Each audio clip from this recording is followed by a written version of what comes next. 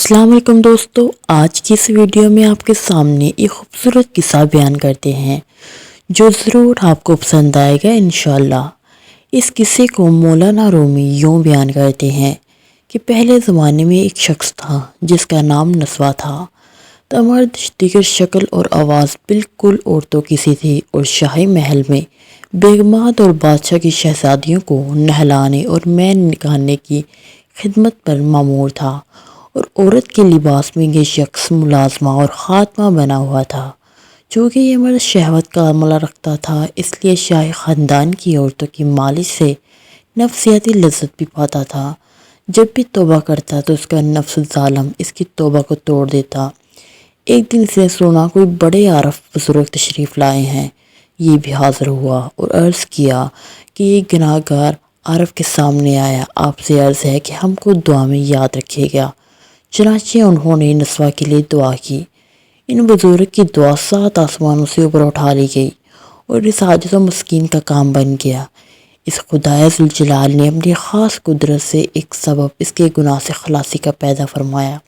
وہ سبب غیب سے یہ ظاہر ہوا کہ محل کے زنان خانہ سے ایک انتہائی قیمتی ہیرا گم ہو گیا۔ نسوہ اور اس کے تمام ساتھی نگرانیہ کی تلاش کی ضرورت واقعہ پیش ہوئی۔ زنان خانہ کے دروازہ بند کر کے تلاشی شروع ہوئی۔ جب کسی کے سامان میں وہ موتی نہ ملا تو محل میں اعلان کر دیا گیا کہ سب خاتمات کپڑے اتار کر ننگی ہو جائیں، خواہ وہ جوان ہو یا بڑی ہو۔ اس آواز سے نسوہ پر لرزہ طاری ہو گیا، کیونکہ یہ دراصل مرد تھا مگر عورت کے بیس میں ایک عرصے سے خاتمہ بنا ہوا تھا۔ اس نے سوچا کہ آج میں رسوا ہو جاؤں گا اور بادشاہ غیرت کے سبب اپنی عزت و ناموس کا مجھ سے انتقام لے گا، اور مجھے قتل سے کم سزا نہیں ہو سکتی، اس لیے کہ جرم نہایت سنگین ہے۔ نسوہ خوف سے لرزتا خلوت میں گیا۔ خوف سے چہرہ زرد اور ہونٹ کانپ رہے تھے۔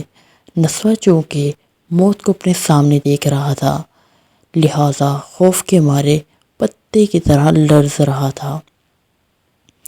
اسی حالت میں یہ سجدے میں گر گیا اور رو رو کر دعا کرنے لگا، اے میرے رب، بہت دفعہ میں نے غلط راستہ اختیار کیا، توبہ اور عہد کو بار بار توڑ دیا۔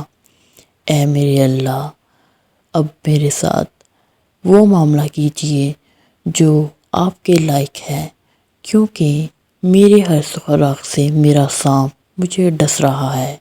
نسوہ نے گڑ گڑا کر دعا کی اور کہا، اگر ہیرے کی تلاشی کی نوبت خادمات سے گزر کر مجھ تک پہنچی تو میری جان کس قدر خطرے اور بلا کا عذاب چکھے گی۔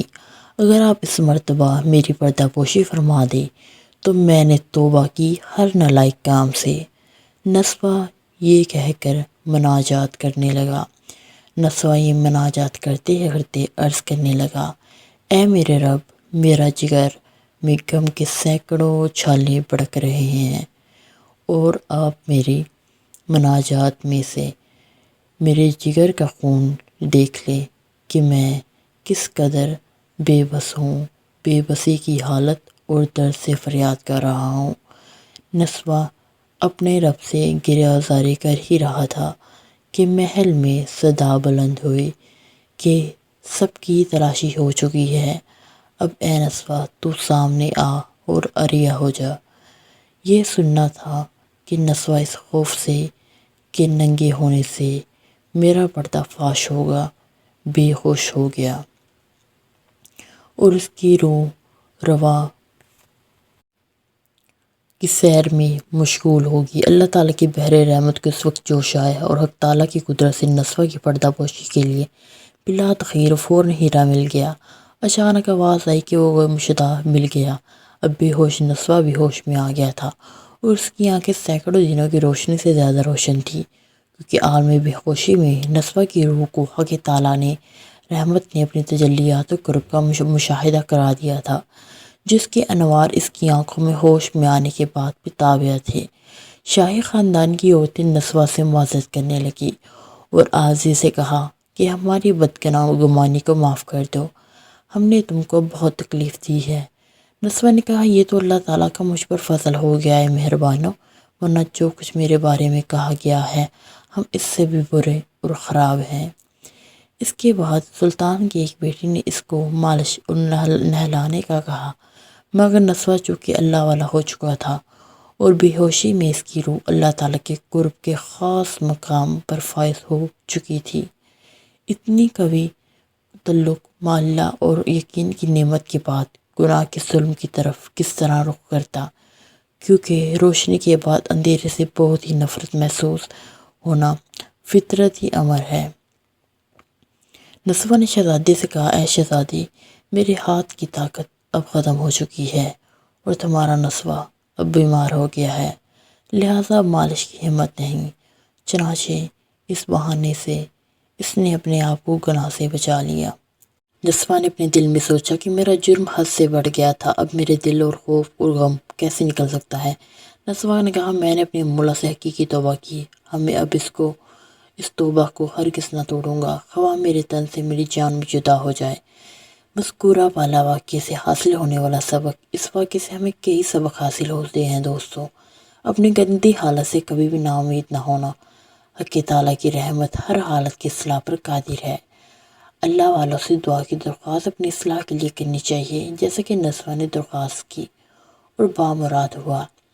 حالت ضرار میں بھی اللہ تعالیٰ سے جس طرح نسوہ نے رجوع کیا، ان کے دردناک مضمون سے اللہ تعالیٰ کے سامنے عاجزی، انکساری اور گریہ زاری کا سلیقہ حاصل ہوتا ہے۔